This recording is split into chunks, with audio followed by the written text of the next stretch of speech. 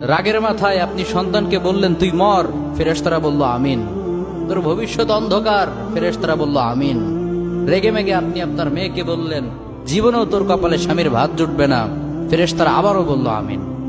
আচ্ছা, আপনি না সেই ব্যক্তি যে তার নিজের জীবনের চাইতেও সন্তানকে বেশি ভালোবাসেন?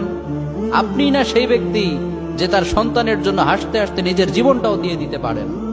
আপনি না সেই ব্যক্তি যে আল্লাহর কাছে নিজের চাইতেও সন্তানের জন্য বেশি দোয়া করে? তাহলে কি করে নিজের হাতে নিজের সন্তানের এত বড় ক্ষতি করতে পারলেন? Doesn't make any sense. Common sense বলতে কিচ্ছু নাই আপনাদের। আপনারা কি জানেন না আপনাদের রাগের মাথায় বদদোয়া করাগুলো ফেরেশতারা আমিন বলে? দাওয়াতুল ওয়ালিদ আলা ওয়ালাদি, বাবা মা তার সন্তানের জন্য যেই দোয়া করে সেটা ভালো হোক কিংবা বদদোয়া হোক, আল্লাহ সেটাই কবুল করে নেয়। এজন্য খবরদার, নেভার কার্স ইউর চিলড্রেন। রাগের মাথায় কখনো সন্তানকে অভিশাপ করবেন না। খুব বেশি রাগ উঠে গেলে তার জন্য উল্টা ভালো দোয়া করেন। কাবা শরীফের একজন ইমাম আছে, ইমাম আল কালবানি। তার মায়ের যখন প্রচন্ড পরিমাণে রাগ উঠে যেত,